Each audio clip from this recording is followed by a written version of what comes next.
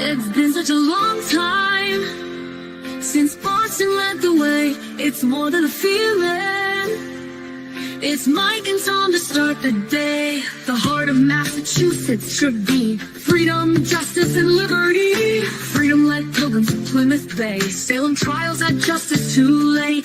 The sons of liberty spilled the tea, and then the redcoats spilled their blood. The shot heard around the world rang out from the Bay State. Boston strong and ready to defend. It's where revolution started and ends. It's been such a long time since Boston led the way. It's more than a feeling. It's Mike and Tom to start the day. Quincy Market, Freedom Trail, Charles River, Boston Harbor, Bunker Hill, Griffin Wharf, Fenway Park, Omar Charge. It's been such a long time since Boston led the way. It's more than a feeling. It's Mike and Tom to start the day. Hello, hello, hello. Grant, Hello, can you hear Tom. me, my friend? There you are. Hello, Tom. How are you today? I'm well. How is everything with you? You look good. Wow, look at you in a tie. I'm a towel and a I tie. would have done the same. I'm a towel and a tie. All right, we like that. That's a good look, Grant. I like that. Listen, you've Thanks been to- busy lately, huh? Yeah, I'm eating some chicken right now, but yeah, a lot going on. I'm sure your audience is like, well, this is a good time for Grant to come on here because this last 24 hours it seems to just never stop, which is true. And it's getting so encompassing. There's no other word I can say, but it's all around. And you know, real quick, I have to give a shout out to the juror, the lead juror in the Karen Reed trial. The one that sat there that took absolutely zero notes through the entire trial. Do you know why he didn't have to take a single note? And it just come in my ear earlier by somebody. I never got it until now. I Do you don't know know. why Tell they- me. Do you know why he didn't take any notes? It makes all the sense in the world, Grant. Remember trial 4? Trial 4? I hope there were not 4 trials. Otherwise, I missed 2 of them. No, the Boston cop that got shot over there, and they pinned it on that guy, and he just got freed. Not off the top of my Sean head. Ellis.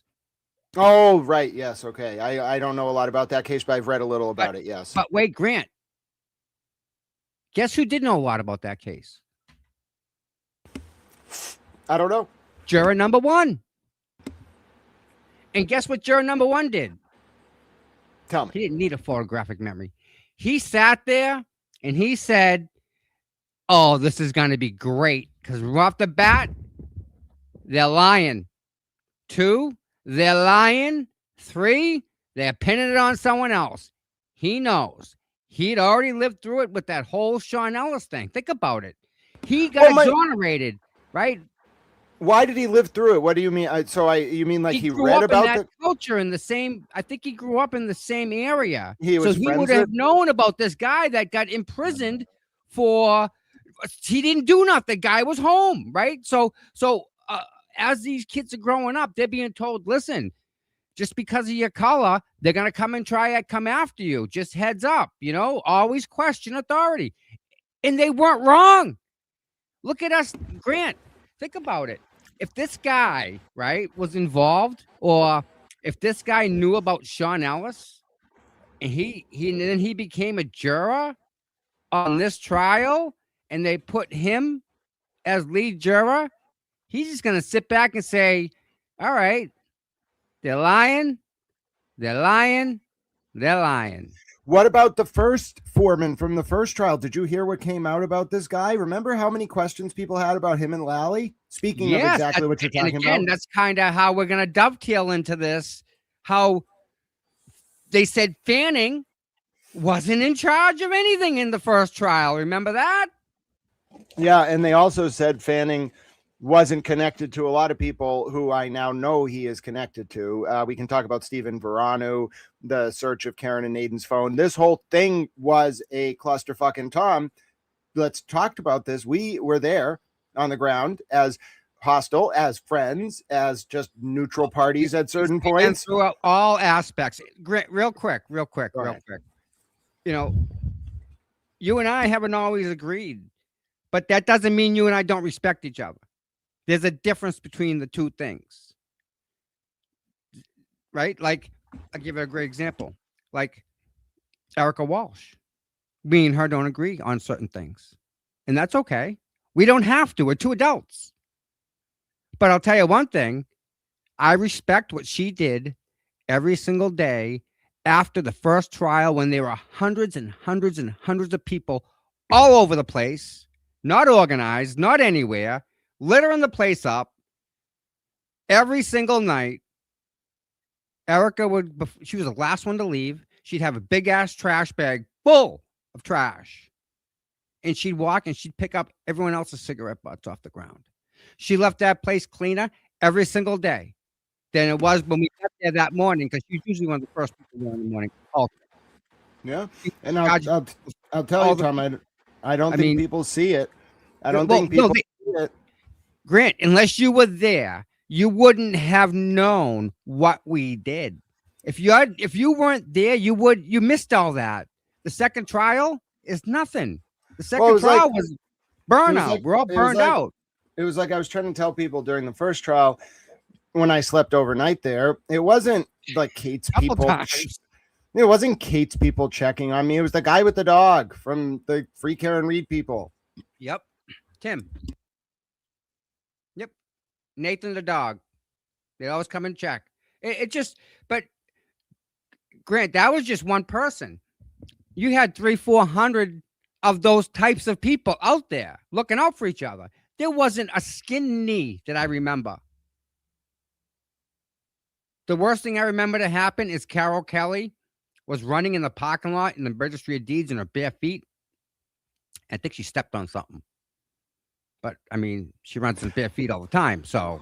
Well, there are occupational hazards. People would bump into poles. Things happen. Yeah, that too. A couple people took diggers. But Grant, you and I know that's part of the deal. Like the scrum after, people have no idea about the scrum. Remember, like how it would get.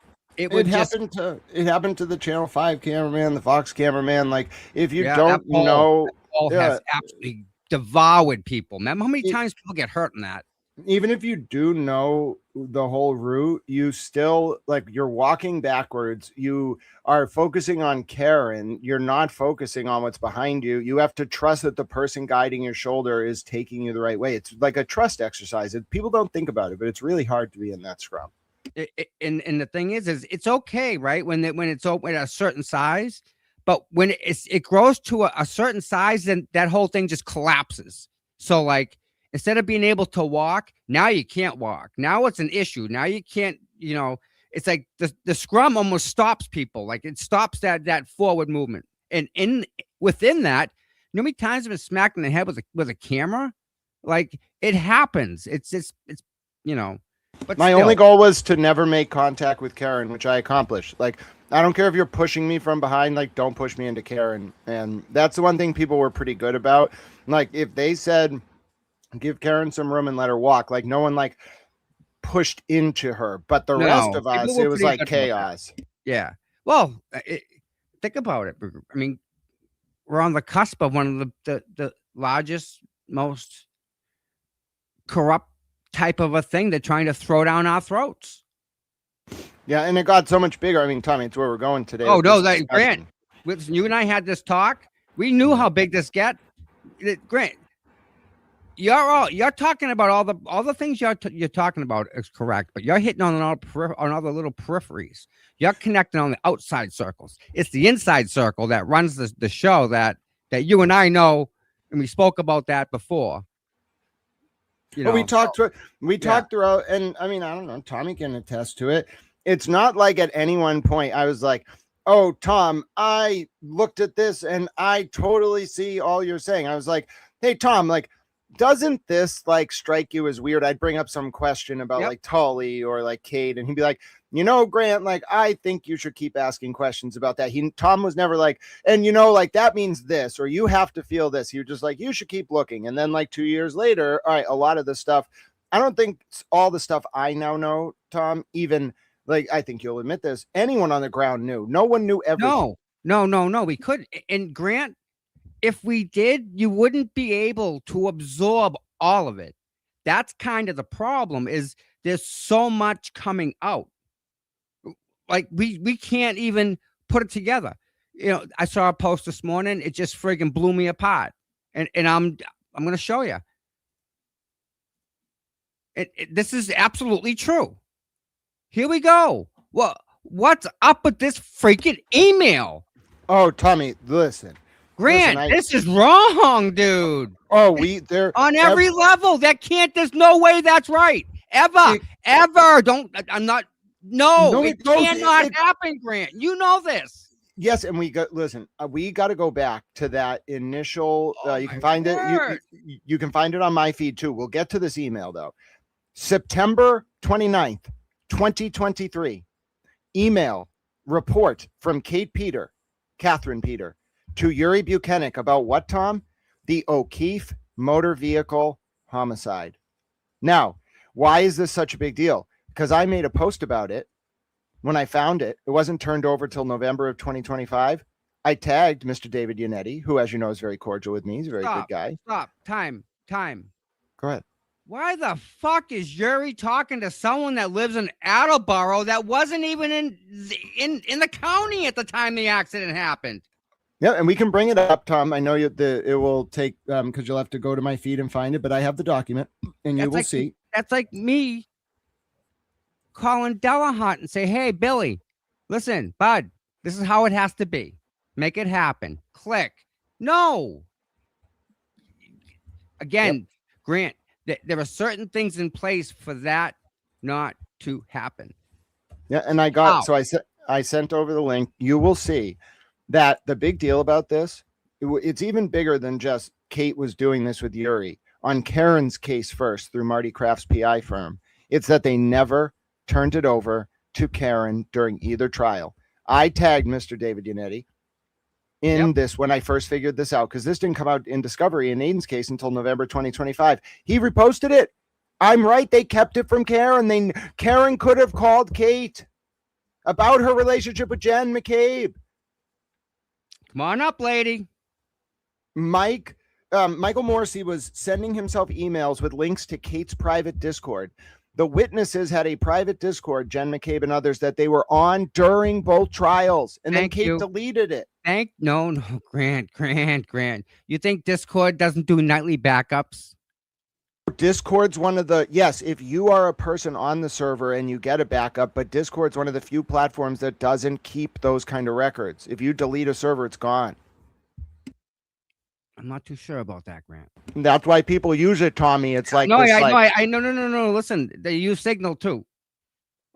I know, but Signal is different because there's a back door. Grant, two different. I know. It was built with the door in it. I get it. No. Because they wanted Pegasus to be able to access it. Yes. But Discord is different because the way that its servers are done is they're user-side standalone instances. It's a peer-to-peer thing. I have a piece of the software. I know. But you know what I'm getting. You know what I'm getting. Yeah, I know exactly what you're getting at. Yes. Yeah. But again, right? The district attorney is communicating work purposes now. Doing work on a whole nother burner email.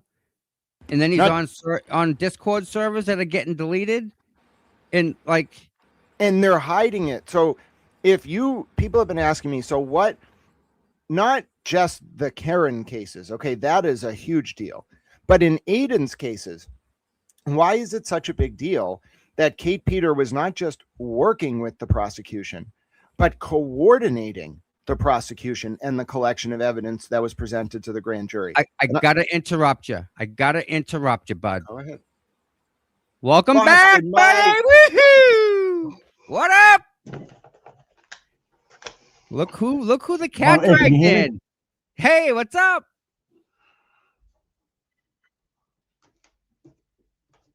Uh-oh. He's gonna you Can you hear me? beard? Yeah, we can hear you good. You hear good. Yeah. Yeah, we hear you great. We hear you, Mike. I think his output, he hasn't turned his computer on in a while. I think your output has to be set to the microphone, the headphones in the settings, the StreamYard. I think. He might not be able to hear us. All right. So, Grant, listen real quick, right? While Mikey's working that out, right? I was thinking about this, right? I kind of want everyone to clip this, okay? So, I'm going to give you 2 questions, okay? And I'll tell you both of them. One in 60 seconds, can't be longer. I want you to explain, who is Karen Read? Who is she? And then the second question, what happened to her? And it doesn't got to be like speed fire, but for people that don't know, people that watch the Lifetime special and was like, what's this about? There are still new people coming on.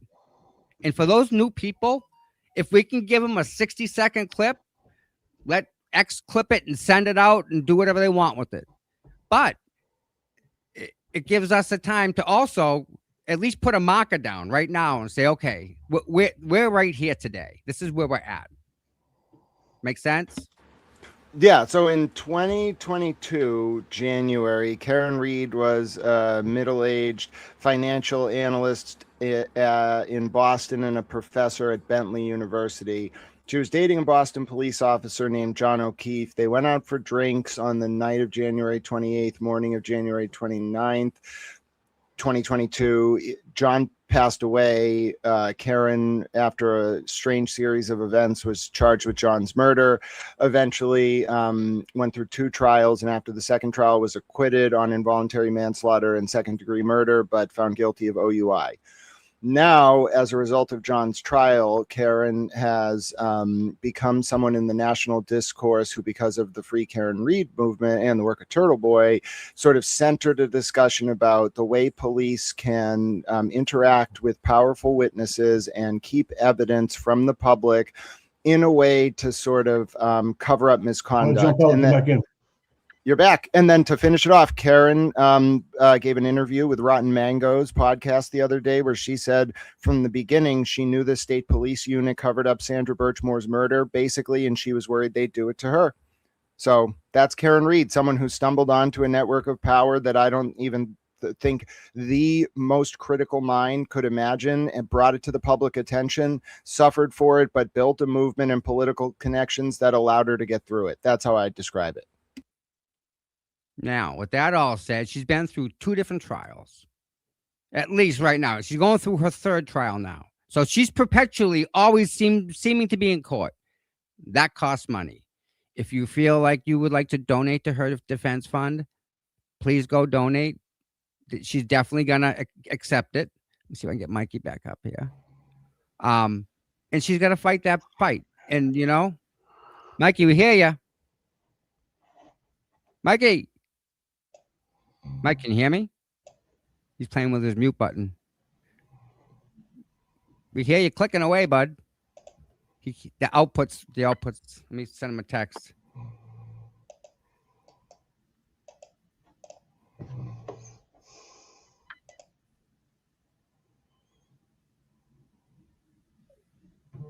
I feel like this is a moment of high anticipation. Yeah. I should have stopped by. I didn't get a chance. So here we are, Grant, right? And it just gets more wild. People watch the whole Karen Read trial, right? And when we watch it on TV, it's completely different. So anything we see is gonna be different. The problem is now you're actually showing people how the sausage is made. You're showing what happened.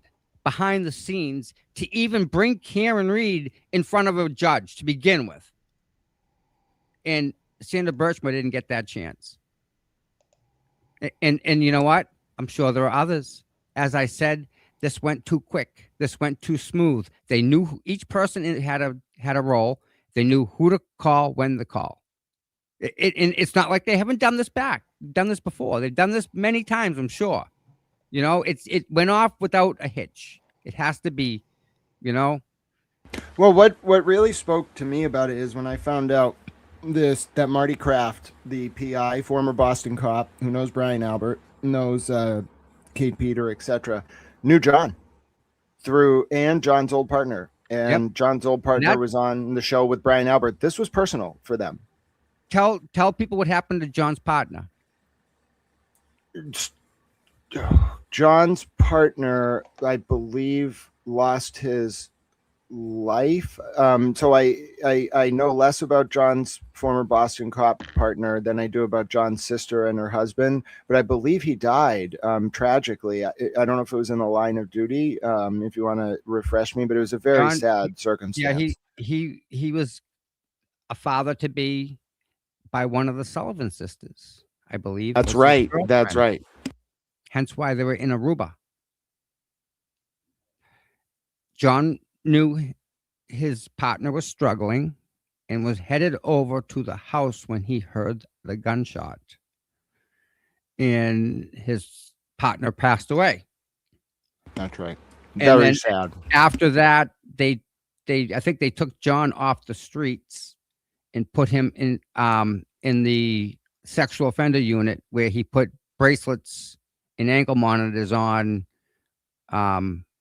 the child predators or whatnot, you know. So, yeah, I knew he worked in that unit, and that was very honorable. I didn't know why.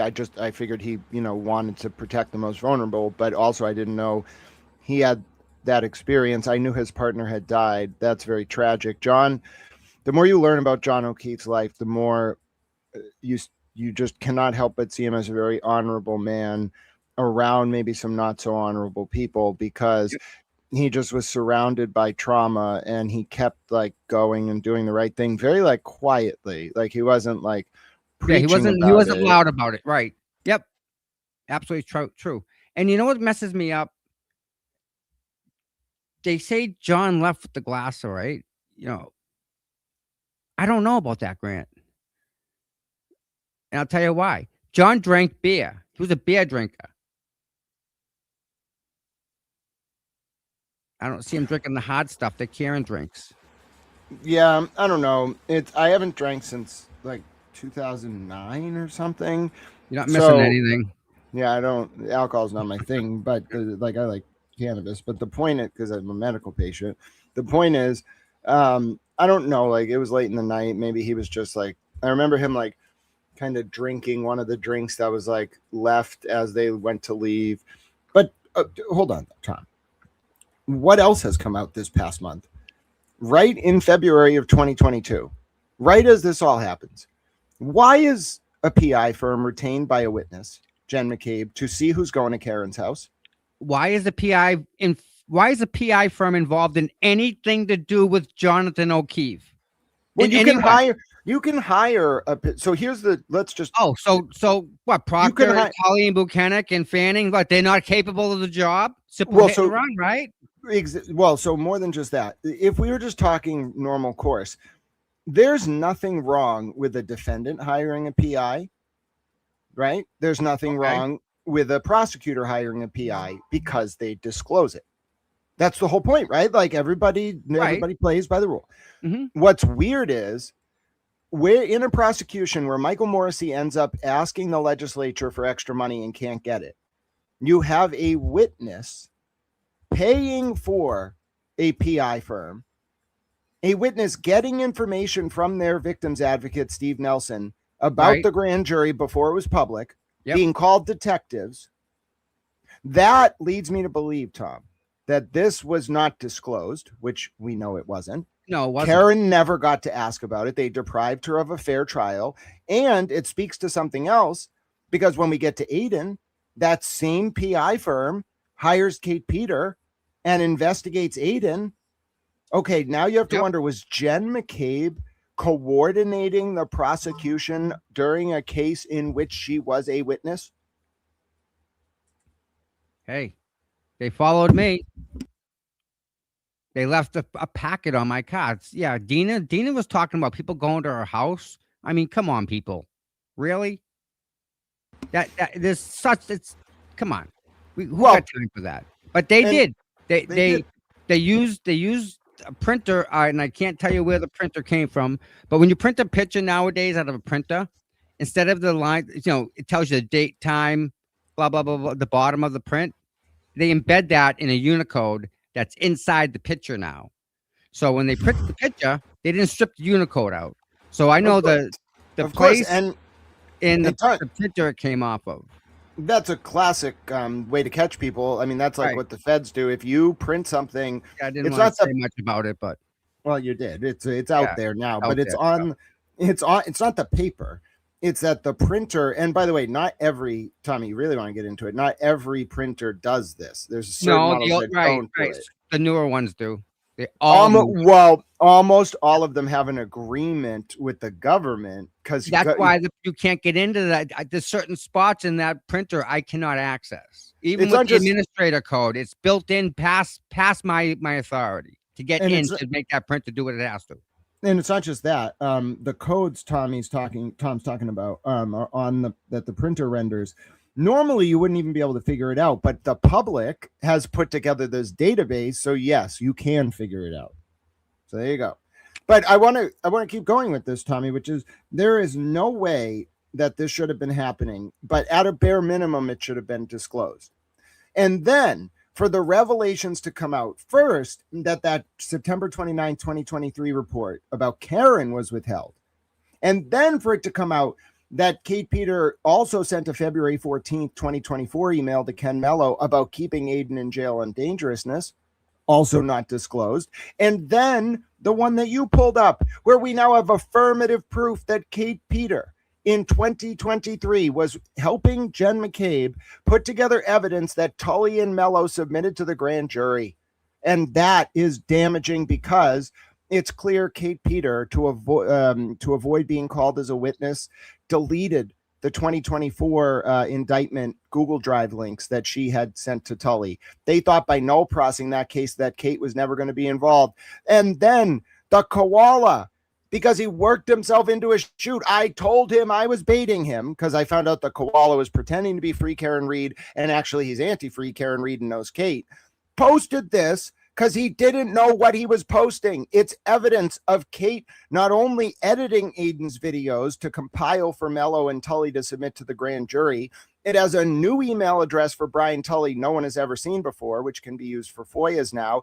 And it proves that Kate was involved as a member of the prosecution team on the 2023 indictments, which are the only ones still open and the only ones that could possibly go to trial before Adam Deutsch comes in as DA. It's bombshell. So question now, right? Does Aiden's attorneys have this email? Because if they requested discovery, they should have this amongst their pile of stuff. If they don't, that's a whole nother reason to get Aiden, to have him drop the charges on Aiden. Yeah, With so prejudice that's in front of us, Grant. That right there shows the only reason why Aiden's got charges because of Kate. That's it. And it has other consequences because it also impacts whether Kate was what's called subject to the standard of government agency. And that means whether a private citizen... She's acting as an agent. Yep, and it means whether a private citizen through instruction of the government or passive acquiescence and with a primarily law enforcement purpose was collecting evidence or participating in the investigation. It has two consequences. One, the Fourth Amendment, where the exclusionary rule attaches. You can't search things without a warrant. You can't send Meredith to be Aiden's girlfriend and then ever steal his phone extraction and the recording of Karen and Aiden and then release it to Kate to divide Karen and Aiden. If Kate is working for the government, that's a litany of violations, invasion of privacy. When they did this in the UK with environmental activists, all the activists who had fake people in their life pretending to be their romantic partner to spy on them sued and won in the UK. Right. But anyway, that is the exact kind of thing. If Aiden was not, say it was in discovery and Aiden didn't understand the full context. That's one thing. If it wasn't in discovery and this was just Koala getting emails from like Kate or something to release them, that's the biggest unforced error I've ever seen in my entire life. We're looking at it right now. Wow. Proves that Kate was a material participant. Forget about the witness. She became a witness without this email based on some of the other stuff I just told you. This is very clear evidence that she was participating in the prosecution.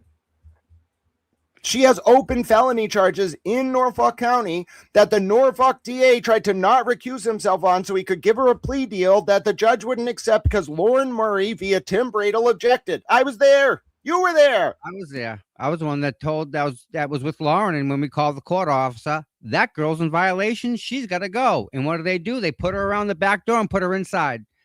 Listen, Grant, you know what this means? The big picture here. It means every single judge that signed off on this is corrupt. Every single judge who's been involved in this is corrupt. How can they let this go? No. You can't let this go. This is Grant. It's in front of us. You can't deny it. I agree, but here's what I'm saying is, Tom, there's a difference between what the prosecution was turning over and what we find out. For example, no one, not Aiden's lawyers, not Aiden, not the judge or us would ever have known about Ken Mello's email with Kate Peter from February of 2024 unless Lindsay Gattani released it. Right. And again, right? That whole thing. Talk about ruining someone's life just to get somebody else. They don't care. How is she doing, by the way? Well, okay? she was on a space the other day, and I thought she was speaking very eloquently about how you can listen to some of her quotes. She was basically saying when she heard Karen say on the Rotten Mangoes interview that Karen knew about Sandra Birchmore, that Karen was worried that they were going to do that to her, Tully's unit.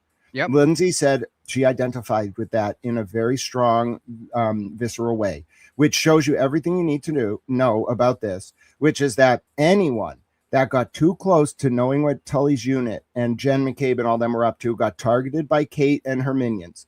It's Lindsay now. It's me. It was Karen. It was Aiden. Anyone still going after these people is not a free Karen Reed person. They're not a Turtle Boy person. They are a Kate person. They're trying to divide the movement, which is what Lindsay said, to avoid the focus being on the hidden discovery, the Sandra Birchmore cover-up, Kate's role as a potential witness, and why Aiden's charges are likely to go away because Kate's involvement is now being exposed. I have a real quick question. Did Kate know Lindsay before any of this? No, Lindsay's told this story. She approached an account on Twitter because she started to have questions about what was going on with Aiden. And then that account happened to be one of these like moles for Kate. And Kate, they fed her right into this, and Lindsay became an unwitting honeypot. Brian Tully and them were like, Jen McCabe, when she met Lindsay for the first time, like said, you have to be sorry. If you were really sorry, you'd testify against Aiden. Because they used her. They were like, we can't tell Lindsay she's going to be involved. She might eventually like feel this is morally improper. Let's use her as a honeypot. Let's give her a subpoena. Let's make Aiden, go over there. Let's wind him up and see what happens. It's funny. And that's exactly the mission accomplished. They've used his personal life as a weapon against the poor guy, his own life against him. And counterpoint, I want people to be very sympathetic to Karen and Aiden, because I think it's very possible it was like Karen realizing that she was up against a very dangerous group of men in the state police unit and their friends. And so she needed Aiden's help. Do you think she said to Aiden, hey, by the way, Aiden, I'm worried they're going to hang me from a door? No, she was like, Aiden, you want to go after these guys? I bet he figured out halfway in. Oh my God, these people are terrifying. Okay, well now it makes more sense. I think Aiden knew that going in to a point. I don't think he understood how deep it was. No one would, even me. Who would? Who the fuck would? You can't. You couldn't script this. You couldn't write this. It's Grant. It's so much, right? It is a lot, but it also all ties together by virtue of the fact that, like, this network of cops, Stoughton, Canton, Yuri Buchanan, John Fanning, going from the Stoughton Stoughton. police Yep. to MSP, the cover up.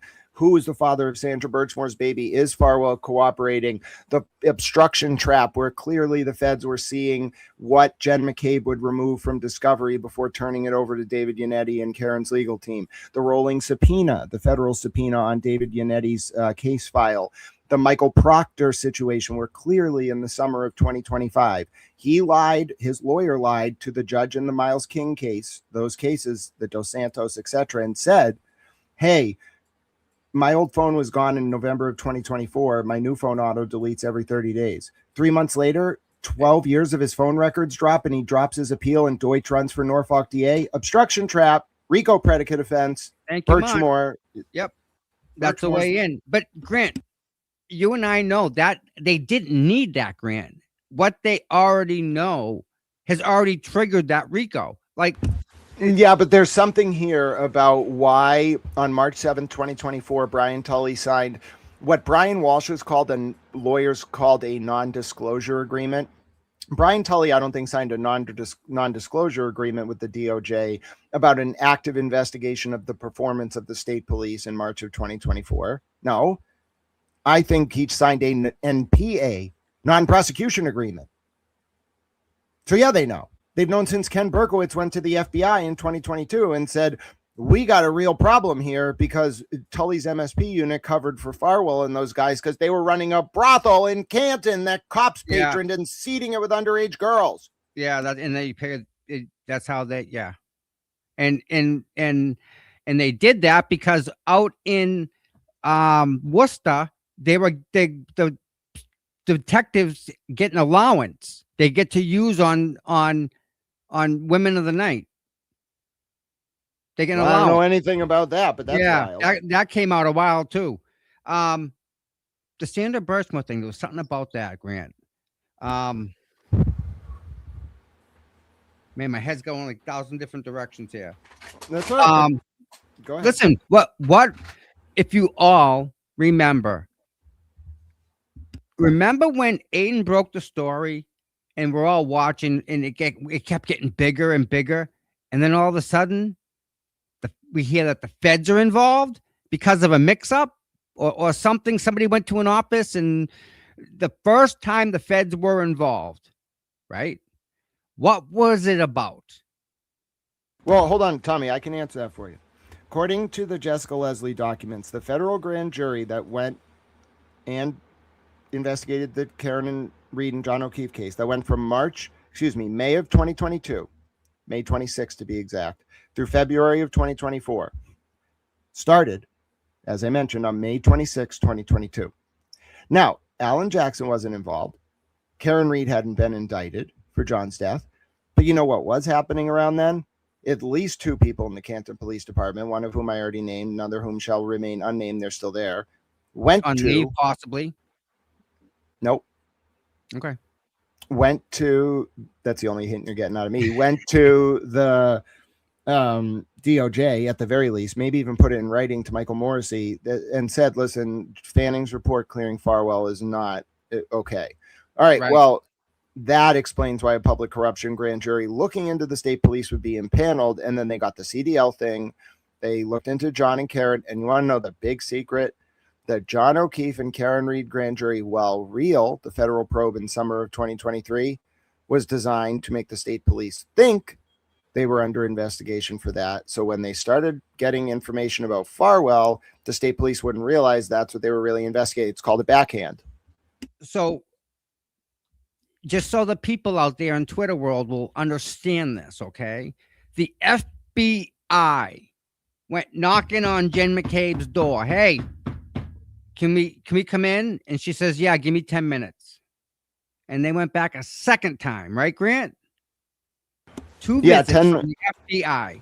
10 minutes later. Correctly, right? If I remember correctly, the FBI was investigating the investigation of Sandra Birchmore and how it related to the Reed case because of the investigators. Look Correct. look at the investigators now. They're all gone because that's Morrissey getting them away. You're too hot. You're too hot. You're gonna cool off in Worcester, Yuri. Good, have a nice drive. Hope you had this morning. How long do you think it took him to get to Worcester? Yeah, to work. or they're the ones who cooperated, and Fanning's the only one left at CPAC because he's their target. No, Grant, when you cross that line as a trusted public official in that capacity, you're not coming back. You can't be. There's no rehab for that type of stuff. I didn't say rehab. Why'd they take the death penalty off the table for Farwell right after a second indictment? Because he cooperated. Exactly. He said, I can give you Marty Kraft in the reason and the Oh, I don't know. So here's what I think happened. I think Kraft became involved in 2021 after the MSP was doing the cover-up. I think the actual cover-up was the people from Stoughton, the Stoughton Police Department. Because someone was going around threatening Sandra. Time out. Didn't Stoughton Police Department go to the FBI? No, Canton. Canton went to the FBI. About Stoughton? Yes, and just so you know, the Canton Police and the Stoughton Police hate each other because of this. To this day, they do now, but they were freaking frack in the days. Yes, but there is tension between Canton and Stoughton cops, and if you've ever wondered why, it's this. Well, they can use Kraft as the median. It's not even that. That ship has sailed. He's done. He's done. Yeah. They're done. Yeah. So his firm closed. It was in the Herald the other day. Listen, there is no reason that this should have happened. This prosecution, clearly, I don't know if they ran out of money or whatever, but they needed private funds. And then, by the way, Matt McCabe's firm, I found one $16 million DOD contract for high-level IT work at Nellis. Okay, yep. The Special Operations. Yeah, I know Nellis. My father. That's White Sands Missile Range. I know. Yeah, go ahead. Yeah, for the 806, he was working for. Okay, so is working for. Okay, so it gets more wild. It might be the 86 or the 806. It gets more wild. He had contracts going back to 2009, none of which I can find. Real? Well, they'd be classified. Maybe at least not, 7 years. By the way, Nellis is in Vegas. By the way, I'm sorry. Yes, it's in Nevada. Yeah, it's right. It's right at the Strip.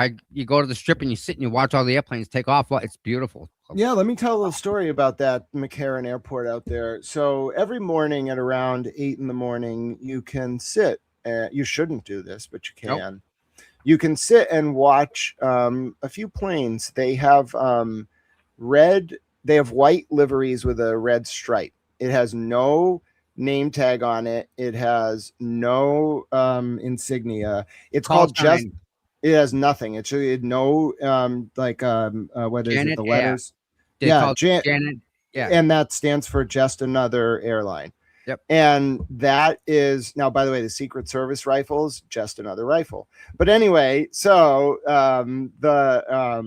yeah, they call them a jar. But anyway, that is called Janet Airlines, and it flies from McCarran to Groom Lake every single morning. Okay, they don't live at Groom Lake, not most of them. This is Nellis, which is in the similar range.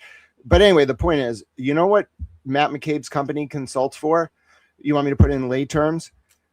How to reduce the amount of latency between when someone pushes a button and when the person who's targeted by the bomb dies. It's called the kill chain. He reduces latency in the kill chain. There's nothing. That's wild.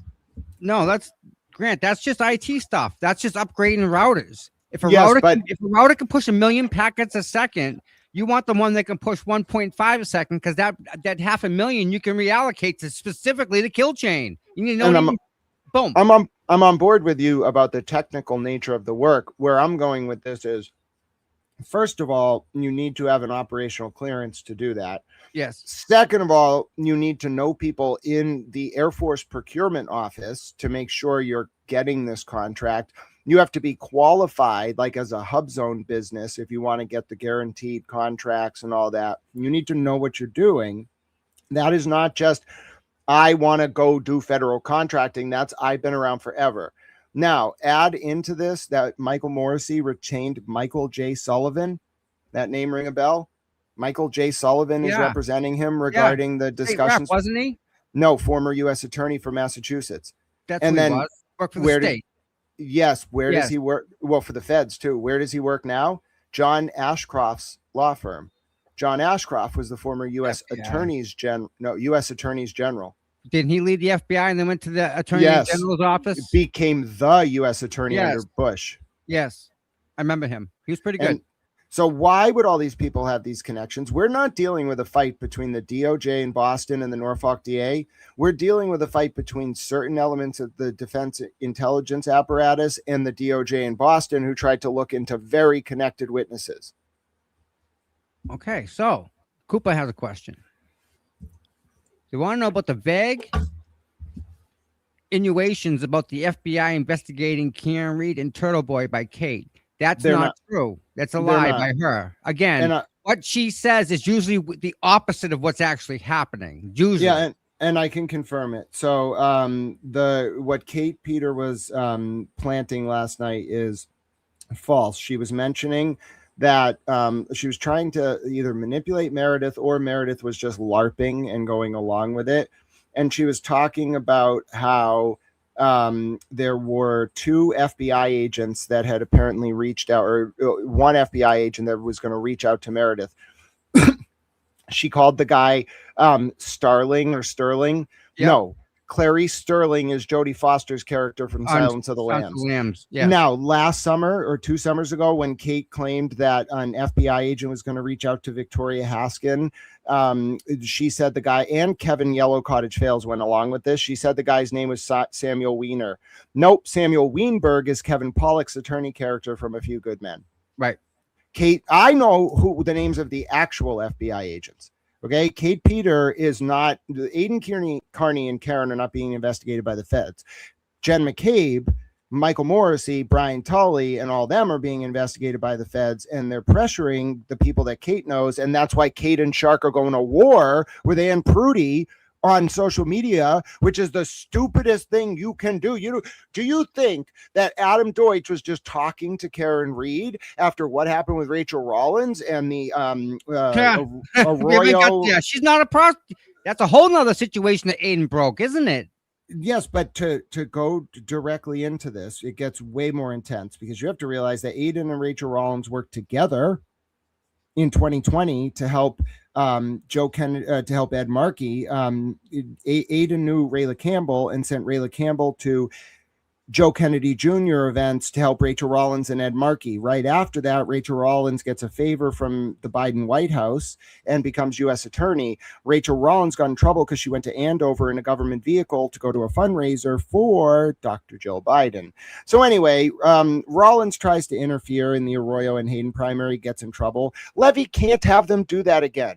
If Karen Reed was talking to Adam Deutsch, it was because Maine Justice and Levy approved it, and Kate and all them now know it because they set an obstruction trap for Jen McCabe and Proctor and all them. And they're freaking out. Kate's house a second time. Yes, and it's not just that. Listen. Grant, I see it, you see it. These other people don't understand that. When the FBI comes to your house once, okay. When they come twice, it's bad. There's nothing good comes out of that. Yeah, ever. And Kate, listen, when the FBI, the actual FBI agents investigating Brian Tully and all them, went around and were interviewing Sandra's friends, Kate Peter and another unnamed person illegally intercepted the FBI agent talking to the witness to find out about the probe. And when that's horrifying. It's horrifying. Grant, do you think that they set that trap up and they sat back and they just said, they're gonna think this grand jury thing is real? Let's see what they do, because they didn't know how. Remember, Morrissey was asking prior to this, how involved are you? What are you doing? What do you want to know? Oh, it's way more than that. I'll send you a guy. Right? Remember that? In December of 2023, a few months after the Farwell probe started. Remember, he gets indicted of August 2024, but it took a year. Josh Levy said it started August 2023. When Brian Tully was interviewing Lindsay Gattani in December of 2023, he asked her who the targets of the federal probe were. Why did he think she would know that? Because Ada was texting Lindsay in November of 2023 saying that the feds were going to monitor what Jen McCabe turned over in Discovery to see if it was different from what the feds had because they had Jen's records. Whoa, stop. Back up a little bit. And then people may understand why Aiden made the choice to go over there. Bradel may have knew it was a setup by the feds or knew they were involved. And at that point, just stay the hell home for anything you do. Don't go have a beer. Don't go have a meat. Not a setup by the feds, a setup by Tully without Lindsay knowing. Right. The feds, I think what happened with the feds is Bradel went into court. Tom, I don't know if you were there. I was there December 26, 2023. Bradel said to Judge McCallum, Judge, we talked to the FBI and the DOJ this morning. I didn't know what that meant at the time. Now I do. Aiden was helping them. So again, Aiden's a reporter at heart. Otherwise, he wouldn't be doing what he does. You do what you love, and you don't work a day in your life. He's not working. He's loving this. So he writes this story. They're trying to pop him on these different things. They get him. And then Lindsay says she's got all this stuff that just ties it all together. Why wouldn't he go there? Like, it wasn't that. No, it wasn't that. What happened was, no. Tully subpoenaed Lindsay on December 21st, 2023. Why is that date important? Because if you remember, Aiden was initially charged in Stoughton District Court in October of 2023. Do you know when that got bound over to Norfolk Superior Court? December 20th, 2023. Does he know that? Yeah. Now, you want to know something more interesting? Yeah. When did Lindsay get the subpoena? December 21st, 2023. Aiden knew. It wasn't even a real subpoena, was it? No, it was real. Let me explain. This was part of the unwitting hunting pot. Aiden knew on December 20th, the indictment got handed up. Then his old charges got bound over to Superior Court. He knew because it became public. If Lindsay's getting a subpoena on December 21st, it can't be for the previous grand jury. There must be another one. It was real. They were going to do another. They ended up doing another one. They did. She went to it. But the point is, that's why they used the subpoena. Lindsay didn't know what they were doing. They were just like, Lindsay, you wouldn't have no idea. Wow. And then Lindsay was like, can I tell Aiden? And Tully was like, yes. Tully wanted her to tell him. Lindsay didn't know why. And then Aiden reacted. Nobody knew. It was Tommy. I've said the difference between pro wrestling and boxing is that in wrestling, both parties know it's a work. In boxing, like List and Ali too, sometimes only one party knows it's a work. With Lindsay and Aiden, neither of them knew it was a work. Wow.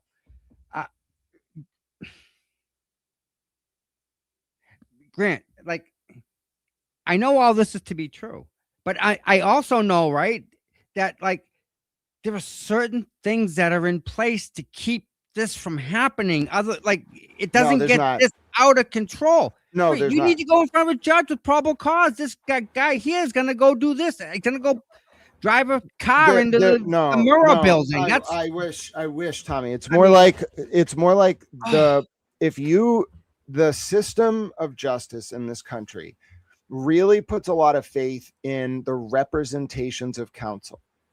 So if you as a prosecutor, that's why Ken Mello and Robert Cosgrove were clearly taken. Cosgrove, I think, was more willing. I think Mello got taken advantage of. The point is, because remember, Mello was in the hospital when Tully leaked Lindsay's phone extraction. There's no doubt in my mind that Kate Peter was actually running the prosecution and putting words in Ken Mello's mouth. Here's the problem. When a prosecutor makes a representation to the court, it is assumed to be in good faith until proven otherwise. And it's ex parte at a grand jury. You don't get to go as the defendant. You can't be up there being like, wait a minute, like Ken Mello's doing the law wrong. Ken Mello's presenting evidence like without telling the jury that Kate was doing it. You can't do so. Of course, if you know how to fashion a legal argument in front of a grand jury, you could present something that could pass muster with a judge, survive a motion to dismiss, all because you know what to have the prosecutor say to avoid any of these challenges. The only way the shit comes out is if Kate's a moron and just tells people. Wow. All right. Kate sent the evidence that exposed all this, and the consequences are Rule 14 violations, discovery violations, and they tried to insulate the 2023 cases from anything that would show Kate was involved so that Aiden couldn't call Kate as a witness. That ship has sailed. It's over. You want to get one more layer deep? The only reason they charged Aiden, by the way, and my mother has been secretly talking to Kate Peter since March of 2024. That's odd. That's I think we know why. Oh my but you God. want to my mother told me Turtle Boy was never even really their target, which really sucks for him because that means he got tormented this whole time for the no reason. They always just wanted Karen. So that's what's going on right now. There's one last ditch effort to get Karen. And since they can't, use Aiden flipping because his charges are going to get dismissed, their plan was to just get Aiden to say whatever they needed on the stand against Karen and then say, we'll drop your charges. But he's going to get them dismissed now. So now what happens? Well, if they want to indict Karen, they need someone close to her, Tommy. Yeah, and there you go. They better get someone like Meredith. Wow. Oh, I don't know. What about JFK? What about James Jackson? What about Crawford? What about Nan? Am I getting close yet, Tommy? I'd love to comment, but I'm choosing not to comment because I'm not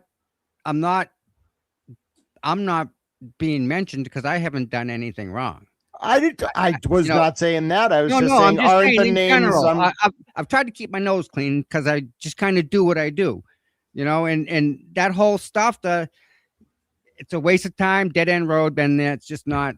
But isn't that might be why they're doing it, Tommy? They Listen, don't yeah, want. Oh yeah, I mean it makes perfect sense. They can lash out and do whatever they want with no repercussions. There are repercussions. It divides Karen and Aiden, which protects Kate, Tully, Jen McCabe, and everything we just talked about. It's targeted. That's what I'm here to say. That email. I can't believe that email though, Grant. I couldn't believe when my mother. Time out. What's the date on that email, Grant? What was the date? The first one was September 2023. The one you had was November 2023. Was Mello on the hospital Wi-Fi, or did he receive that at his house? No. So Mello's hospitalizations got progressively worse as you get towards April of 2024. That's why Cosgrove took over. Mello wasn't in the hospital right away. He got progressively more ill. Well, he's well enough to respond. Well, but the point is, yes, he was. But do you think he was well enough to stop Brian Tully from releasing Lindsay's phone extraction to help Kate? No, he wasn't. Yeah, because they played him. How much you want to bet he needed money and help? Of course he did. He took it, and now he's not going to say a word. Because why? What are they going to do? Come after him of all people? Come on. The bigger question is how much can you insult someone's intelligence and integrity like Ken Mello before they're just like, fuck those guys? That's what I'd be asking myself if I were them. I agree with that. Yeah. Real quick, everybody, that's Grant's Venmo up on the screen.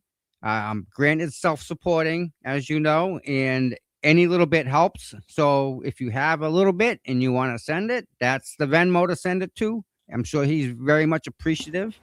I mean, he does a lot of work. So, I mean, this is work. This isn't really a hobby. This is Grant.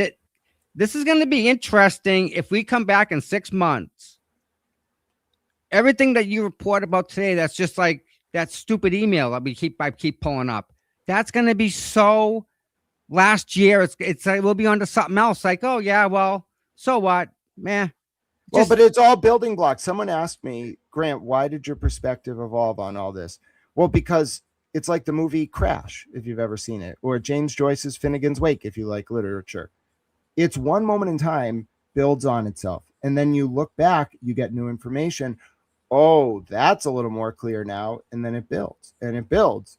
Everything is interconnected. It's one looping circle where pieces of information build on each other. And then you have the full picture. So I have a lot of sympathy for people who try to come into this, cannot understand it. That's how these people operate.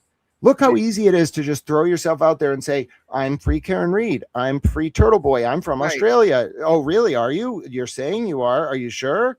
Perfect. We don't know any of the, I know the people that I stood shoulder to shoulder with. You know the people that were there. I know the people that were there. These other people, like the Australia people, like I know Aussie. Like I have communication. She's great. The other people, I don't know them. I have nothing to say. So I don't even know what they say. Does that make Well, and sense? beca- Because I don't yes, and care. that- It doesn't. It just And then you can have a very eerie situation where people who are not from here, but who know Kate Peter, are trying to tell the Free Karen Reed movement that they can't support Aiden, or that Aiden can't support Karen. Bullshit. That's fake. Yeah. Only Kate wants that. I know what I'm looking at. I wasn't born yesterday. right. You know, and again, any money raised for Karen is a good thing. So if there's people that have issues with that, then I'm sorry, but any money that lady gets, she needs. End of Likewise, story. You know, I want to just tell people, just to show you how it's never what it looks like on the surface. I was doing a random interview with Lindsay like a few weeks ago, Lindsay Gattani, and it came up out of nowhere. Myself and the host tried to get her to tell us, because the audience was asking what her donation links were, right? Now, she could have said, no one would have minded. In fact, they wanted to know if she just said, okay, here's how you can do it. You know what she said instead? No, donate to Aiden instead, because he's the only one that can fight this. So see how it goes around in a circle? You would never, first of all, expect us to get to that point. But then also, if Lindsay's saying that about Aiden, and Aiden saying it about Karen, okay, and then Karen says it about Aiden, it just goes in a circle because people are fighting the same bad men. right. And I just say to this, if you're listening, not that it matters, but if you're listening, put yourself in Aiden's shoes. Wouldn't you want to hire Tim Bradle? Wouldn't you want to hire Mark Bedrow? I mean, those are two people that get it. They get it. And they have a serious chance of fixing this, or at least doing something. Anyone else doesn't. Bedrow's not from around here. He's working Pro Hawk VJ. He don't care whose toes he steps on. He's going to get up there and say, Judge, you're corrupt. You can email right here. The email says Mello right here. See Mello? Get ready for that argument Friday. It's in 9 a.m. Yeah, I thought it was 2 p.m., but it's 9 a.m. in Suffolk, downtown, Tommy. Yep, I know. I can't wait. But the point is, get ready for that, because Bedrow, first of all, I think is pretty entitled to submit more moving papers now because of everything that's come out. And, How but come the problem, they don't answer him? well, they don't. So the I don't biggest, have to, but well, let's talk about the timeline here, because one of the biggest issues is, was there withheld discovery from Aiden about Kate Peter? That's like the biggest issue in whether the 2023 cases can go forward. And the reality is, there's proof. Robert Cosgrove spent 10 months from October, maybe August of 2024 through July of 2025, searching 5,000 pages of emails between Kate Peter, Ken Mello, and Brian Tully. And he spent 20 hours of the taxpayers' money at $4.50 an hour, I'm sure, redacting it. Wasn't that nice of him? He didn't do that for Lindsay. Grant, the 5,000 pages, there were 4,888 that were blank. I didn't get there yet. So on July, Tommy, you know this better than I do. So the judge allows that. Dude, No, well, I'd be pissed if I was paying for them copies. Bedrow was pissed because what happened was on July 8th, 2025, to be specific, Cosgrove's like, hey, Mr. Bedrow, I got 5,000 pages of emails for you. Aren't you thrilled? Mr. Bedrow writes back a week later and is like, I am Mark Bedrow, and you did not give me 5,000 pages. You gave me like 1,000 pages. Why want my documents? Here's where it gets worse. Cosgrove, over the month of July, says, I'm going to personally go through all 5,000 pages. And then he does. And then he's like, okay, this time I got it right. And he sends it back to Bedrow. All right.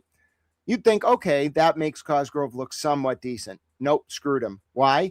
November 2025, Lindsay Gattani comes forward and is like, hey, so Mr. Cosgrove, you know those 5,000 pages of emails you spent 10 months and went through twice? Why didn't you include this February 14th email from Kate Peter to Ken Mello instructing Mello on how to keep Aiden in jail and dangerousness? Oh, you violated Rule 14 because you're not a towel. Busted, caught red-handed with this email. people. Oh, this gets so much worse because then Busted. Betero already had them busted with the February 14th one. So, but that again, if you're talking February 14th, that was keeping Aiden in jail and dangerousness. Why is this so bad? There's only 2 sets of cases open left for Aiden. The 2024 indictments are gone because Kate deleted the damn evidence that Tully sent to the fucking grand jury because she's a fucking moron. Go to jail until you produce it. Thank you, my dear. Next in line. Who's next? What do we have? It should here? be obstruction. It should be obstruction, but moving on. It is, Grant. It's willful, intentional. It's fucking obstruction of justice. But to go to the next point, this email, going back in time, because remember, there's only the 2023 indictments for Aiden left related to Jen McCabe, the 2025 window shop, we'll call it the 50-cent window shop indictments, you know. Aiden wanted to he was window shopping, you know. Right. Yeah. He was buying T-Rex action figures. He wanted to know if the pizza was good. He was asking a question. T-Rex answered. He thought it happens. He thought it was a store where there were T-Rex action figures. He was just window shopping. It's a harmless crime. All right. So anyway, Aiden's at the window shop in 2025, but Cosgrove has said if the 2023 cases get dropped, then the 2025 cases don't go forward. So let's just ignore the 2025 cases and let's focus on the 2023 cases. That is an email where Kate Peter shows that she was involved in the handling of evidence in the 2023 cases. The second Aiden puts Kate Peter on his witness list, whether for a voir dire, pretrial hearing, or as a defense witness. By the way, people are like, he'll never do that. She'll get to say whatever she wants. No, bro. He wants her up on that stand. Absolutely. Yes, and let me explain this to someone. I'm not a lawyer. This is not legal advice. If you, as Aiden Carney, call Kate Peter as a defense witness, the way it works is, yes, technically Betero or Bradel. I don't know who would do it. Probably, but they have to fight over that one. Who's going to do the Kate Peter direct? But it's not a direct. You might start by saying, hello, what is your name? Okay, you have to start with a who, what, when, where, or why question if she's your witness. Yep. But if Kate Peter does what you know she will do, which is start being an idiot, all she has to do is be hostile 2 or 3 times. Your Honor, I'd like to move to have this witness classified as a hostile witness. Boom, you can ask her cross questions, yes or no answers on direct. That's what will happen. She will start fighting them right away. How many times you allowed to say my lawyer's rescheduled, my lawyer's not here, my lawyer? How many passes do you get, Grant? Is there like a courtesy number of you get 3 passes, then you come in front of me? No, but that's not what's going on here. The real question is, you don't have to have a voir dire evidentiary hearing with Kate Peter to have these charges go away. No. Oh, God bless the person who sent a Venmo donation. You are a super towel. No, it can be something as simple. Sorry, what was the question, Tommy? I was talking about an evidentiary violation. I don't even remember because I just can't believe that says Catherine Peter and that says Mello. She sent an email to Mello. I can't believe she's involved in this whole thing. And there's no reason why she's not some expert on fucking cyber stalking. She's not some expert on Turtle Boy. She just hates them. That's it. It was free labor, maybe not free, paid labor outsourced to Jen McCabe. Paid her. I would guess Jen McCabe. But let me get back to this, because if it were just a pretrial voir dire, maybe it wouldn't be a big deal. But because Kate, they could get around it, and they could argue they don't need to have it, whatever. You can't get around Aiden calling her. It's a right. He has a right to do it. She's not some random person on the street. This is all material.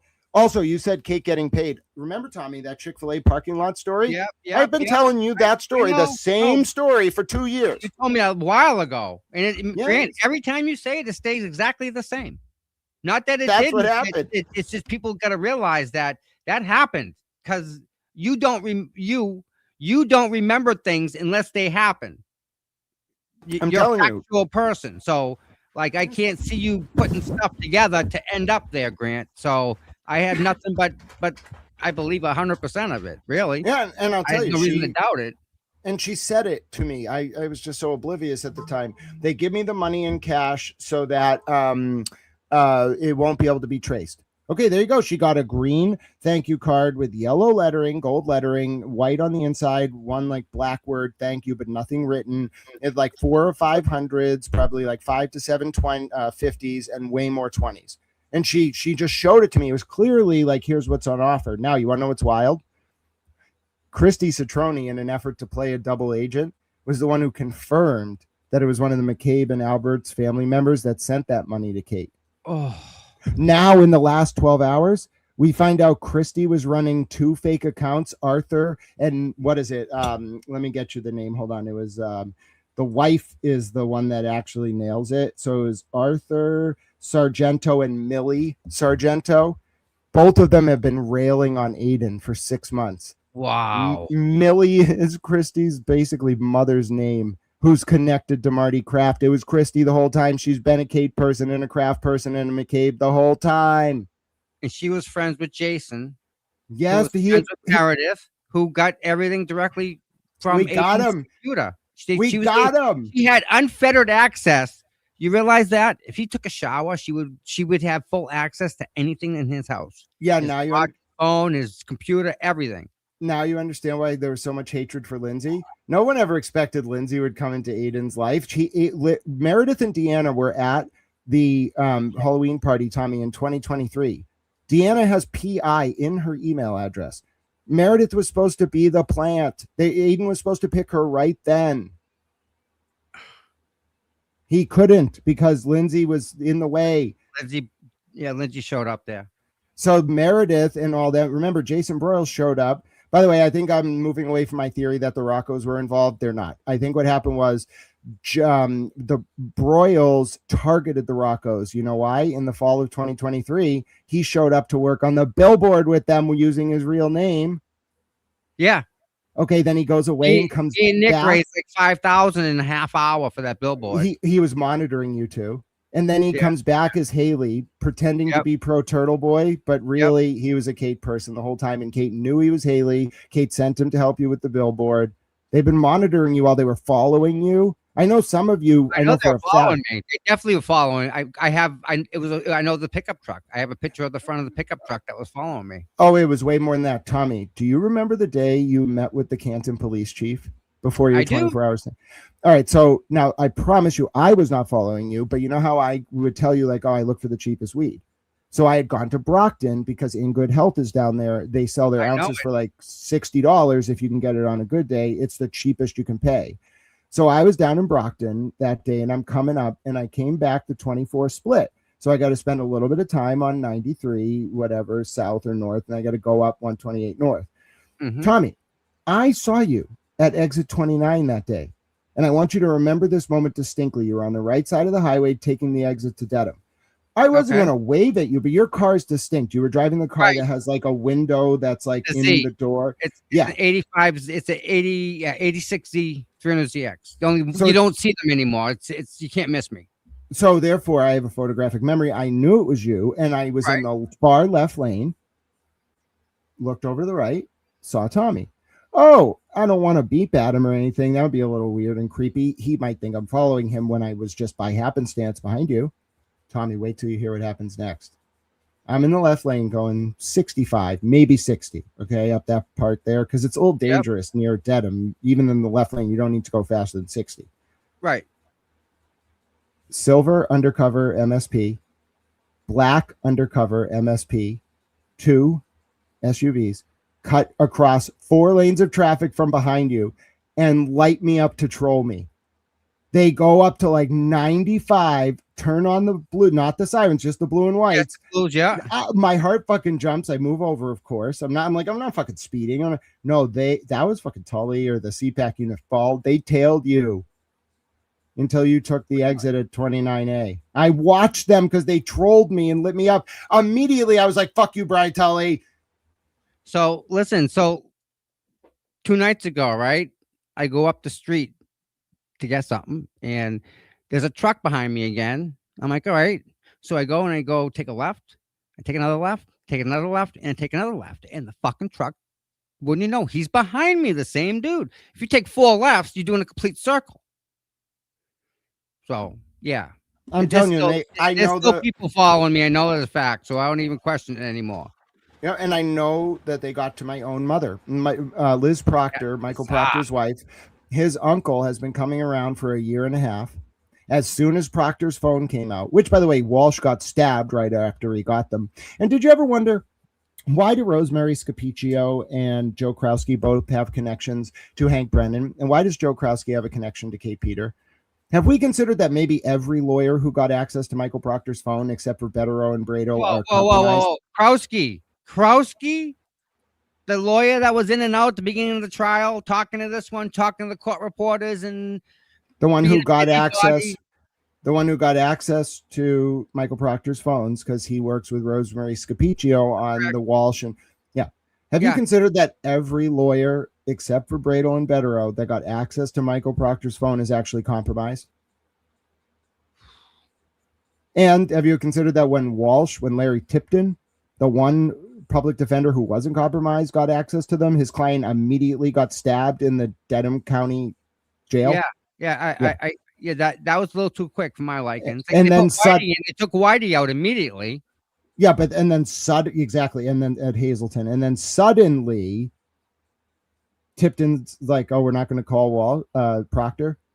Yeah, I know exactly what happened. My mother started retaliating against me as soon as I started calling out Proctor. They were okay with me talking about Birchmore. They didn't love it. By the way, I have had more support, and people are like, "You're doing this for support." No, I'm doing this because I've always said what I believed. And the Kate Peter people and the Tully people always hated me because I wouldn't shut up about Birchmore. Right. You remember this, Tommy, because people we had long talks. People don't even realize when I was muted at the court, halftime I was talking to you about this stuff, about this, about that.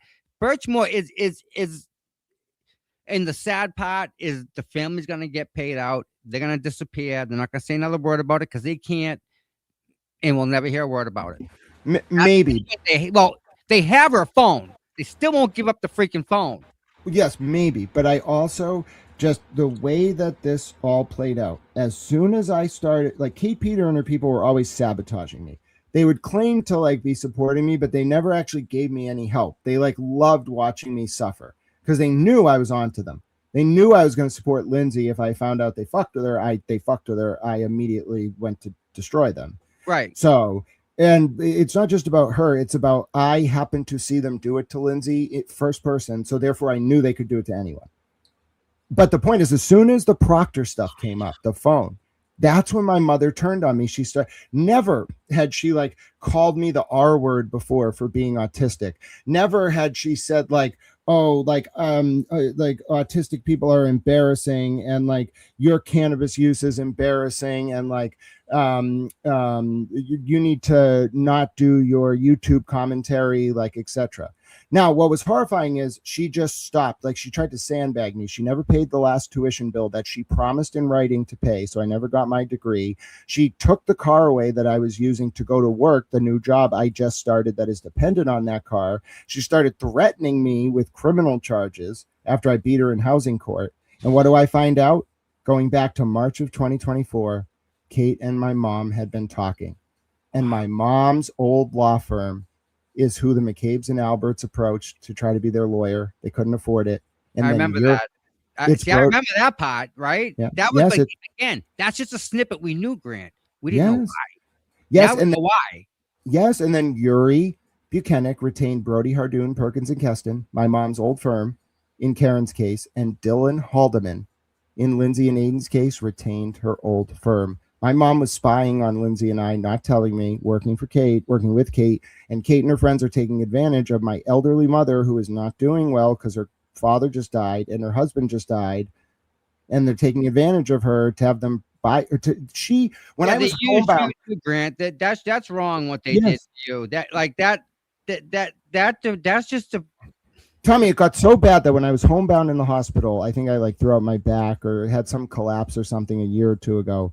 They knew ahead of time that I was going to be a problem. They had her go in my room as I'm bedbound and take pictures of me struggling to like keep it clean so that when this all went down, they could be like, oh, we're going to release it. And I was like, fuck you, release it. I'll sue you for invasion of privacy. I have no loyalty.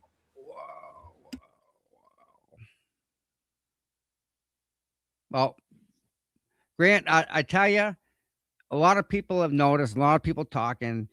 You seem to be in a much better place, but wherever you are now, you seem to be like the chains are off, Grant. Like you're just sprouting a new person. You're not held back. That makes sense. Not Like, manipulated. No, Tommy, I was manipulated. Not yeah, like, but and you you're know not me. now. You're not now. You're a different Grant. You know what I Yes, mean? Like you've and broken you them chains. So and you might say, and a lot of people might say, Grant, you are clearly very analytically intelligent. How did these people manipulate you?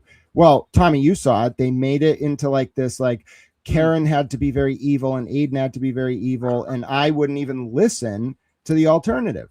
Grant, unless people were there, they wouldn't understand. Like at the very beginning, pretrial stuff, like the pretrial stuff.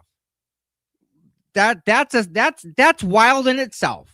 And we were just scratching our heads back then, going, "That's not how it." But okay, like maybe things change. I don't know. Like I haven't done law in 25 years, so maybe things. Nope, they were just corrupt, Right, bad. and for someone like me, as you know, I was coming in there from the perspective of like, okay, so the powers that be, like my parents were both prosecutors in Middlesex for Scott Harshbarger, etc. Yep, remember him? Yeah, and I think my dad actually worked on the 95 Prince Street task force to get the Angelos, but he never told me. He just kind of hinted at it one time. But anyway, the point is, so I was always told, like, not even told, like everybody, it was just you follow the rules. Like they were so ethical. Like not my mother as much, but my father. There were some settlements he never told me about. He was like, that was confidential, Grant. I can't tell you about that, but I'm very happy that we can go to France next summer. Okay, Dad. Very good to Right. know. Yeah. So anyway, the point is, my dad was very ethical. So I always assumed people like the state police and prosecutors played it by the book because I would play it by the book. All right. Well, when you go into it from that perspective and have to be disillusioned because like almost against your will, because you got all these people around you that know Kate Peter that are manipulating you or that know the Alberts and whatever, lying to me that Karen's sister stopped talking to her because of the charges when that was not true.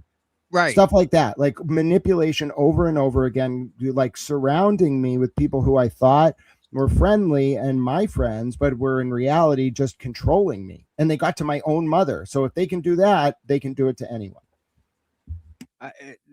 When you started talking about that, now Grant, it was hard for me to read, but it was actually good for me to read because you were able to see it, you know, and you did something about it. So, man, again, what a road you've traveled.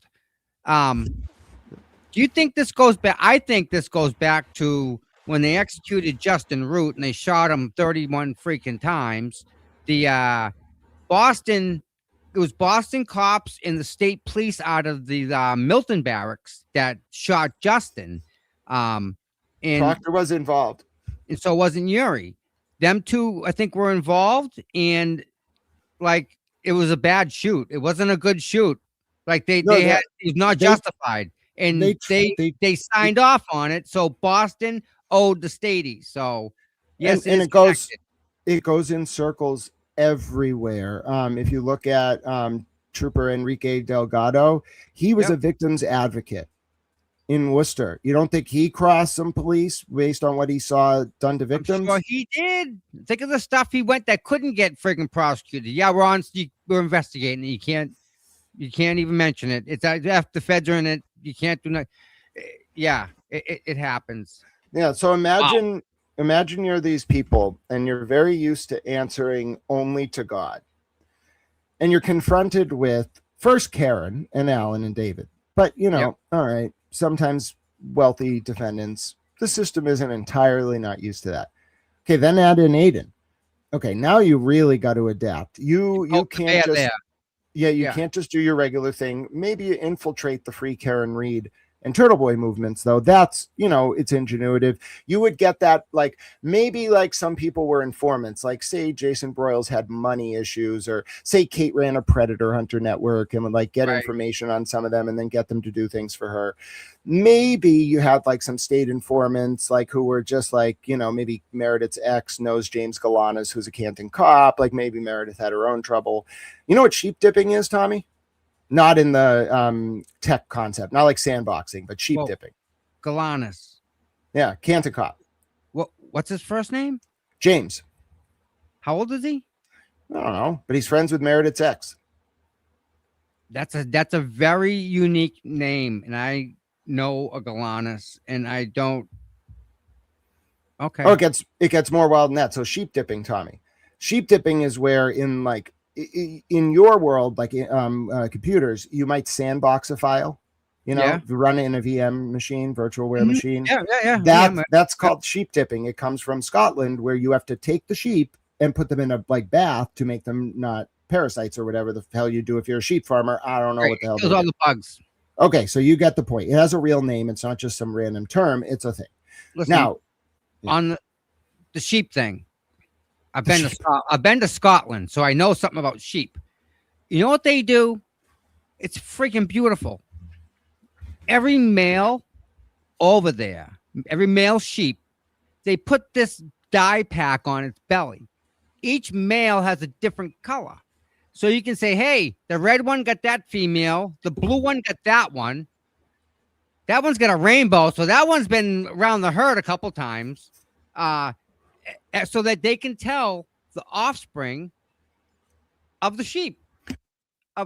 That's just. Oh, you muted.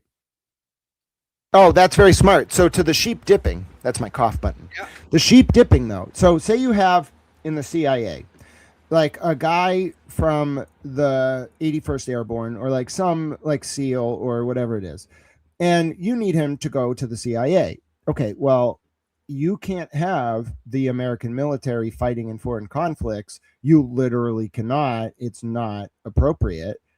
I agree with that comment. Yeah, F the autism 100%. critics. So what they do is they sheep dip them, Tommy. They put them in a private contracting firm, and then they're not in the military anymore, but they are in the military. Okay, state informant, state police need them for a contract. Okay, well, let's sheep dip them over to Marty Kraft's firm. Kate and Pam Friedman can be the handler.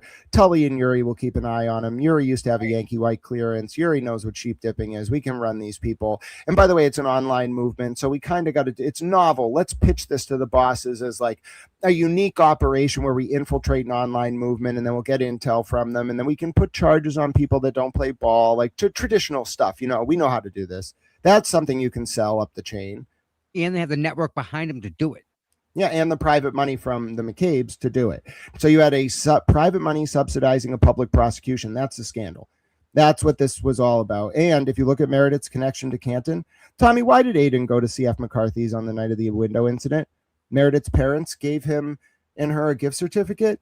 That's weird because that was after his charges. They gave her that gift certificate in December of 2024. And you might be wondering that night when they were at Hillsides, a known cop bar, Meredith got upset about the Apple Watch. She walked over to a group of guys. Wouldn't you know it? They've known Meredith and her parents for 30 years. You can't tell from the interaction? Or is she acting the whole time? No. She really knew them for 30 years. She was hiding this all from Aiden. Right. Yeah. It looked like she was going over there just to tease Aiden, but it was not. She knew those dudes because she'd been around and she was clearly planted in Aiden's circle. Now, Tommy, to get back to what you were talking about earlier, this is how I figured this out. Let me guess. Let me understand this. Meredith gets Aiden's entire phone extraction, which, by the way, only she would know exists. Okay. Well, yep. Because nobody just has an extraction of their phone. Aiden had it for defense purposes. Only Meredith would know that exists. And then she gets the recording of Karen and Aiden, and then immediately is exfiltrated from the operation and breaks up with him and uses that as cover to go to Kate Peters' person, Koala, who knows 9 vodkas, who's a Kate Peter person as well, while Koala pretends to be Free Karen Reed while releasing derogatory information from Meredith that helps Kate divide Aiden and Karen.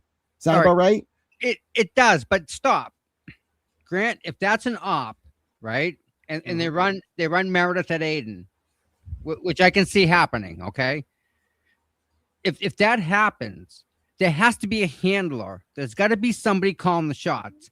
I don't think they would give her the if it was an op, I don't think they'd give her the operational freedom to do what she wanted to do. Pam Friedman. We got what we needed.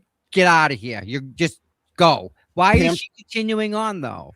Because it's Kate just trying to make things worse for herself. No, it's the final part of the plan. Listen, Tommy, Aiden was the leak was the genius because it made Karen distrustful of Aiden, who immediately tries to cozy up to Karen.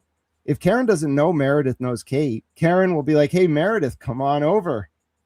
And then Meredith just preys on that hatred of Aiden. Same with Broyles, same with Koala, same with JFK, same with James Jackson, same with Crawford. Prey on the hatred of Aiden until Karen lets someone close that she shouldn't, because they need to indict Karen before Deutsch comes in. Oh, and by the way, how interesting would it be if the real reason they're seating people around Karen is to get an October surprise and try to make Adam Deutsch look corrupt to prevent him from winning, because Cade and her people know if Deutsch gets elected, it's ball game, and he is going to get elected. Listen, I already let it be known that I will absolutely do whatever I can to help that man win in Norfolk County. If I got to knock on every door in Norfolk County, that's what I'll do. I told the person to be to have it. You'll see more of that coming up, but I've been busy. But that's what's going on. So, and it's failing because in the past week, Tommy, I exposed Pat Turo as close to Kate. I exposed Dag Nabbit as close to Kate. I exposed Christy as close to Kate. I exposed Meredith as close to Kate. I exposed Jason Broyles as close to Kate. There's no one left. Anybody you get close to Karen, I'm just going to run out there being like, hey, Karen, this person knows Kate Peter. Here's the proof. So they're fucked.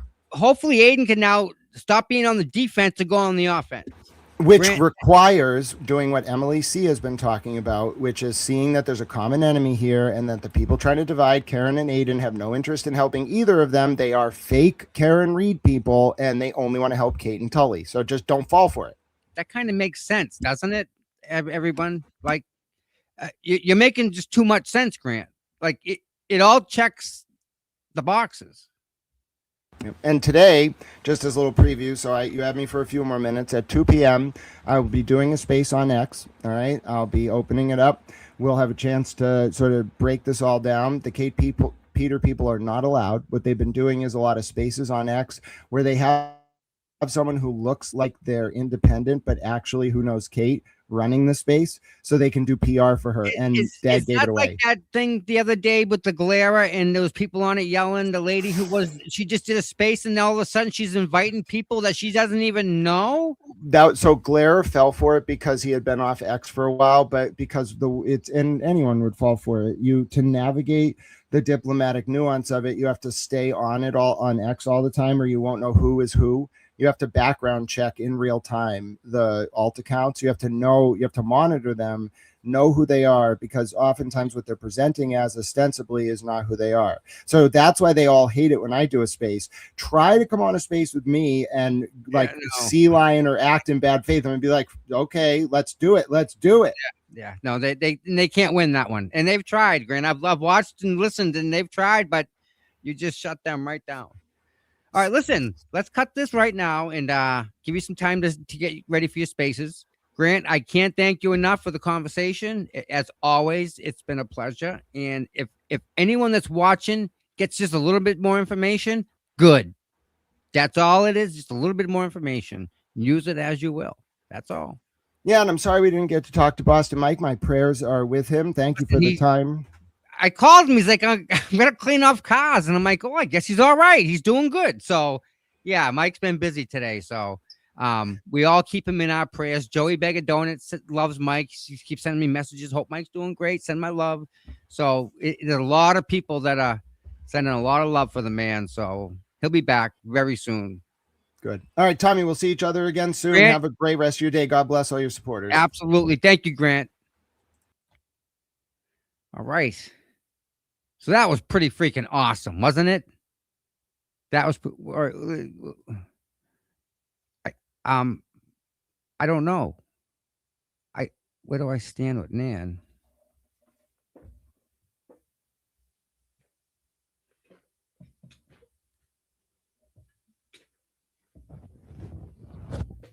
I don't get it. Like, I stand by myself. It's kind of obvious, I think. I'm me. I'm not going to change who I am. Sorry. But that's who it is. You get what you get. And you guys know that by now. So I can't thank you all for being here. Real quick, let me just share this again real quick, because this is kind of important to me and you guys. Where'd it go? All right.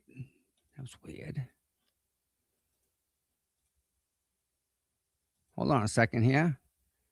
Cancel that.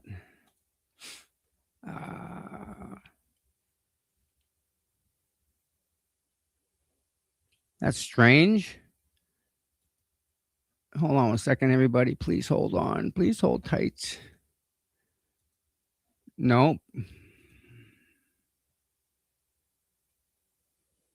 All right.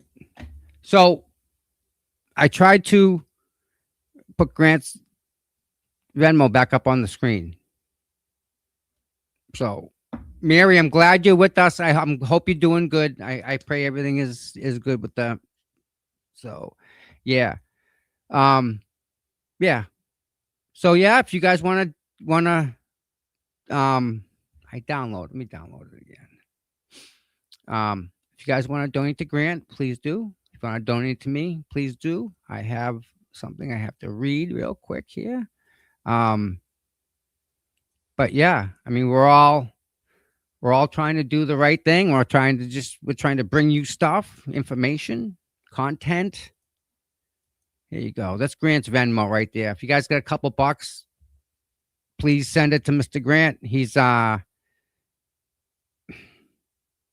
the eight ball, we'll say. He got put in a position that I think none of us want to be in. But he's handling it like a freaking awesome champ. So awesome. Mary, let me know, okay, dear? And you're in my prayers again, Miss Mary. Yeah. It's a Cybo's emo, right? Or a towel? No, it's not a towel. Towel comes from South Park, by the way. And that's a whole thing in itself. And you got to see if you know the humor in it, you do. So it's pretty cool. All right, everybody. It's been a great show. Thank you all for being here. It's a lot of information. I know it's a lot of information. It's a lot. And unfortunately, there's more coming. So buckle up. We'll see what happens, right? In 6 months, we can look back at this and say, okay, we were wrong about this. This we totally got wrong. This we got kind of right. This is dead on. So it's all we can do. Try and figure out what happens. And, I'm not, you guys, the chat, yours. You guys, that's your chat.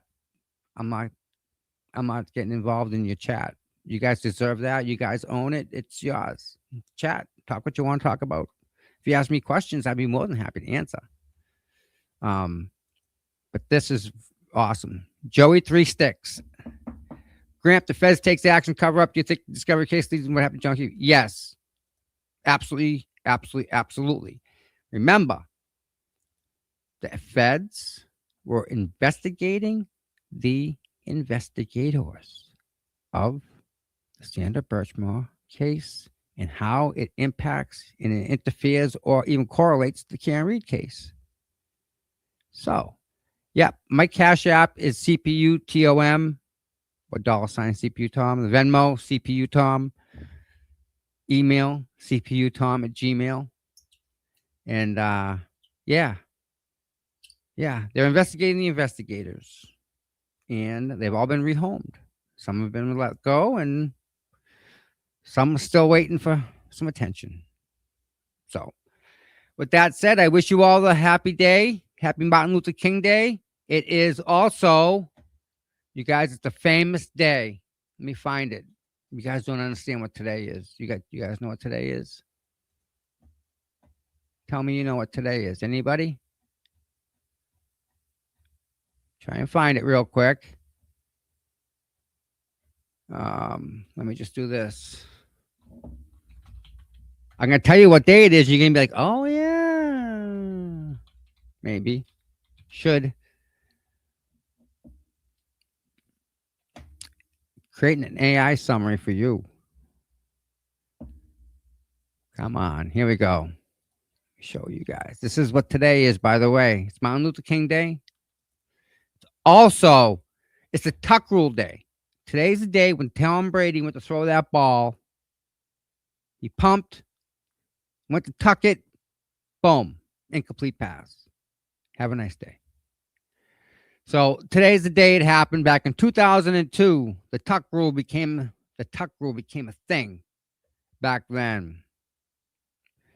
So against the Patriots and the Raiders, critics argued it undermined the spirit of the game. They're calling catches interceptions and interceptions not catches, and yeah, there's all sorts of crazy stuff going on. Either way, if there's anything you guys need or want, whatnot, send me an email and I'll see what I can do. And with that said, you all have an absolutely wonderful day. And to the people that are still following me, try faster next time. Slow poke. I will talk to you guys later. You all have an absolutely wonderful day. I love you all. Bye-bye. And thank you guys for being here.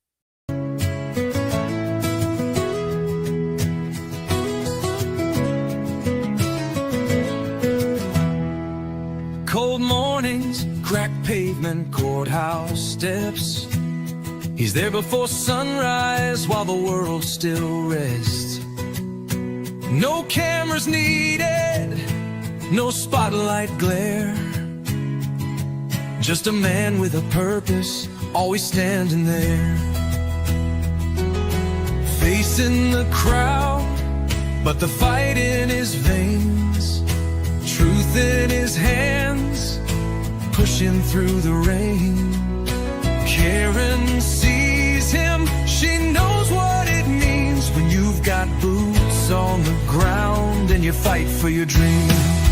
Boots on the ground, day after day, standing for truth in the hardest way. No fame, no glory, just a promise kept. Tom CPU, you never left. He don't ask for credit, don't ask for praise. Just fight in the good fight in 1,000 ways.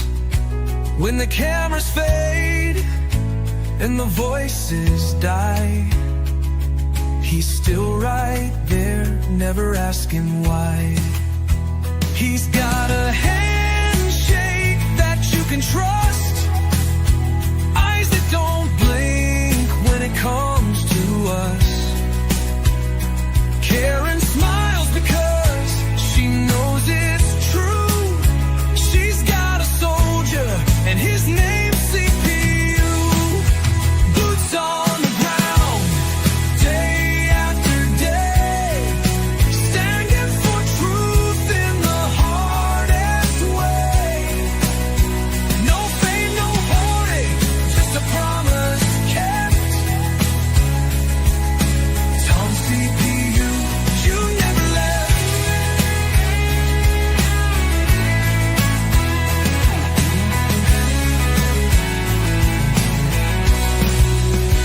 When the courthouse is empty and the crowd's gone home, Tom's still walking, he's never alone.